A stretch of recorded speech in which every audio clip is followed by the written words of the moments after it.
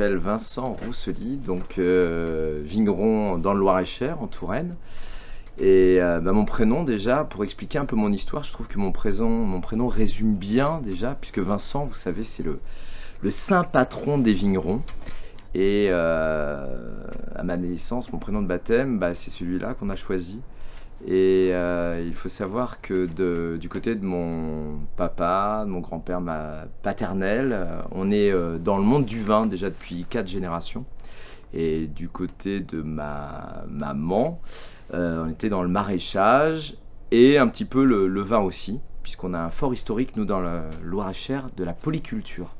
Voilà, donc il y avait vraiment cette ambiance un petit peu déjà viticole qui m'a bercé dès ma plus tendre enfance. Et je crois dans mon 3e biberon, j'ai déjà eu droit à voir un chenin d'une célèbre appellation du cru de 1921. Vous voyez, donc on dit qu'on est le fruit de son éducation, et je pense que déjà ils avaient su impulser, me bercer un peu autour du monde du vin.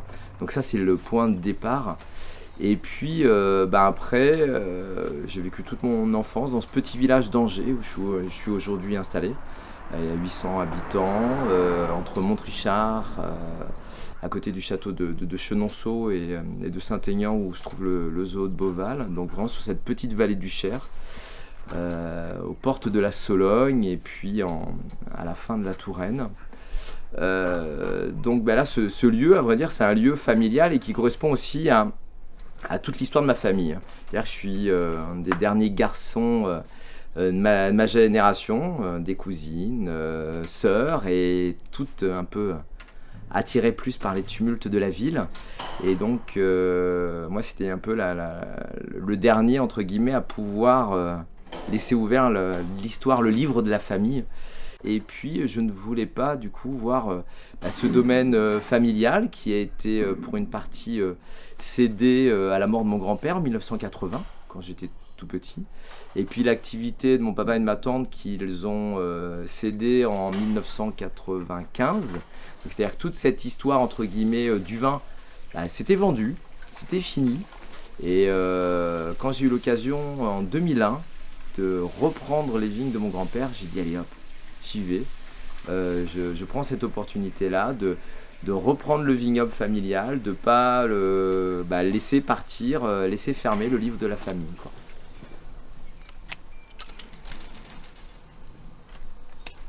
Vous êtes allé voir un peu le cheval, et puis non, t'es en train de manger là. Là, dans les animaux, c'est les seuls qui sont là pour l'instant. Parce que les moutons sont partis, les moutons, les chèvres, on les enlève pour toute la période entre guillemets végétative de la vigne. Tu vois, ils sont là tout l'hiver. Mais après, on les vire.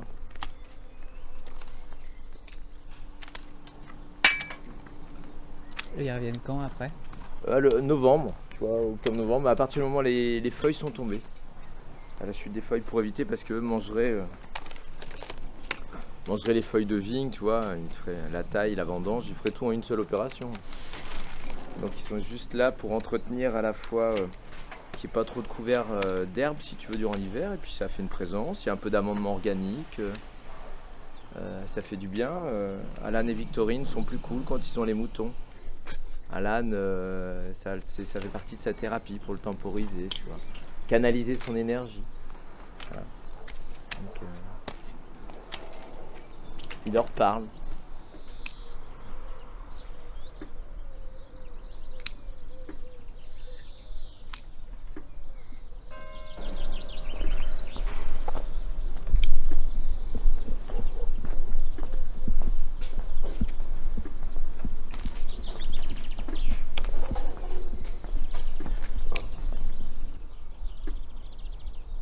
Et depuis 2001, j'essaie de réouvrir des pages qui s'étaient petit à petit fermées, donc par la récupération des caves, par la récupération de bâtiments, par l'agrandissement un petit peu du vignoble.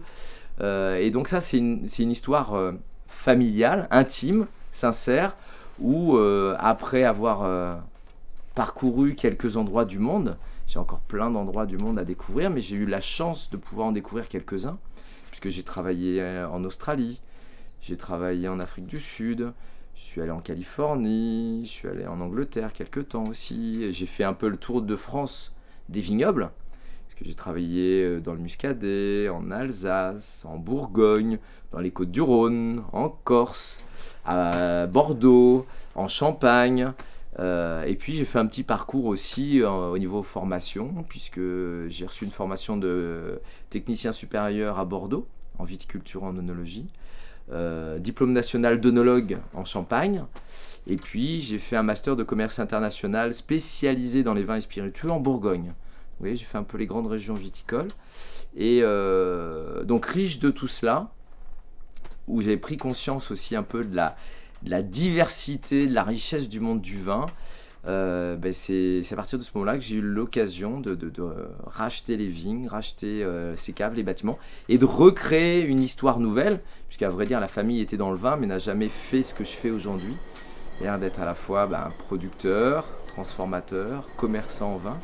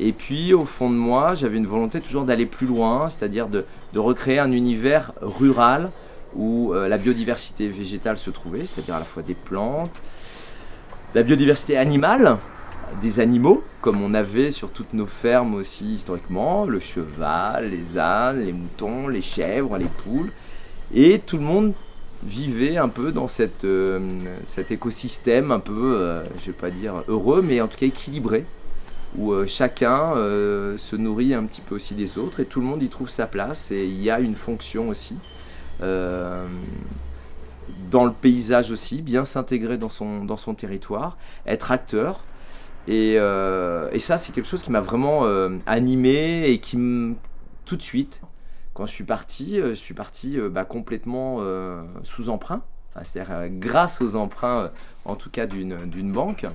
Et il a fallu user de salive, user de conviction pour réussir à débloquer des emprunts, que les banquiers me fassent confiance, pour m'accompagner dans un contexte qui n'était pas évident de s'installer hors cadre familial, puisque mon installation, même si j'ai tout cet environnement familial qui était bercé par le vin, les activités étaient finies, tout était arrêté, tout était fermé. Il y avait bien sûr le décor, qui était là, qui a servi à d'autres activités, mais en tout cas l'activité et le cœur de l'activité n'était plus là, donc il a fallu le recréer, acheter des tracteurs, acheter des cuves, trouver, former une équipe, créer une gamme, créer des vins, donc il a fallu recréer un peu au sein de ce décorum tout ce qui pouvait y en donner du sens.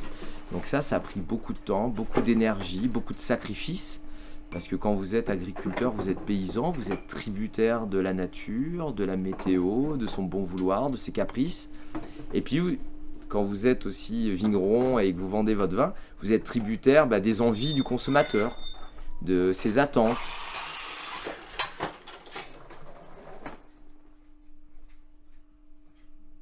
Vous avez découvert, c'est quand même assez original d'avoir les vignes et puis les caves creusées juste en dessous.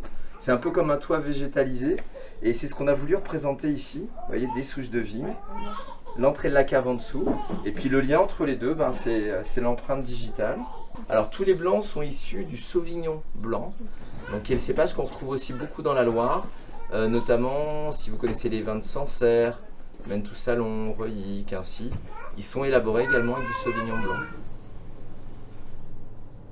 Après, pour les rouges, vous avez du Gamay. Alors c'est notre cuvée Canaille. Le Gamay, c'est un cépage qui est très léger sur le fruit. Vous avez le Caux, qu'on appelle également Malbec, dans le sud-ouest, qui est un petit peu plus structuré, un peu plus dense. Le Pinot de Nice, qui est un cépage auquel on est très attaché, qu'on trouve vraiment très localement ici, dans le Loir-et-Cher. Et puis après, vous avez un autre cépage qui est assez emblématique du Val-de-Loire, qui est le Cabernet Franc, qu'on retrouve à Saumur, Bourgueil, Chinon, Saint-Nicolas-de-Bourgueil, qui est le cépage rouge, je dirais, le plus planté dans la Loire. D'accord. Voilà.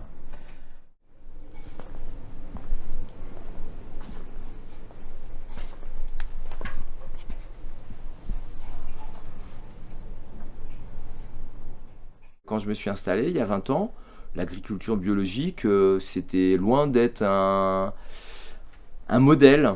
Et c'était surtout un type d'agriculture qui était très critiqué, notamment par le voisinage, par les collègues, où on était très critiqué, soi-disant parce que il y avait des fois plus d'herbe dans les vignes, il y avait des fois un petit peu plus de vie, et cette vie, elle n'était pas compatible avec la quantité de raisins. Et à l'époque, c'était plutôt le critère, un peu comme un céréalier, on va rechercher le rendement absolu, plutôt des fois que la qualité. Vous voyez qu'aujourd'hui, les choses ont vraiment changé. La sensibilité du consommateur n'est plus du tout la même.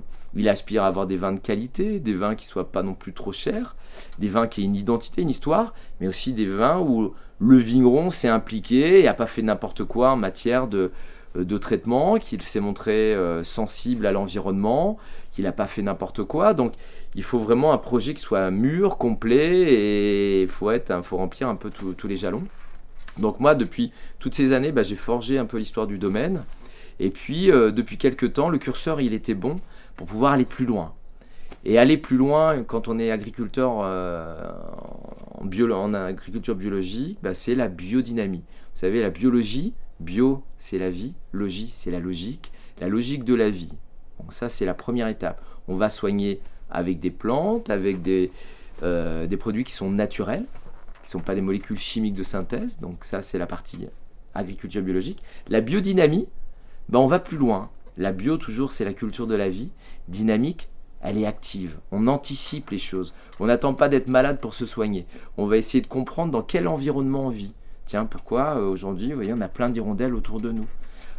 Pourquoi on va avoir des abeilles une autre période. Pourquoi on va avoir telle ou telle fleur dans nos vignes qui vont nous indiquer beaucoup de choses. C'est-à-dire comprendre qu'on est acteur au milieu d'un univers, d'un environnement, et que c'est pas nous qui allons détruire tout pour imposer ce que l'on souhaite. C'est on va essayer humblement de comprendre ce qui se passe autour de nous, donc de faire de l'empathie, de faire de l'écoute, d'être très observateur, très sensible à ce qui se passe autour de nous, pour essayer de nous adapter au mieux sur ce qui crée le milieu autour de nous.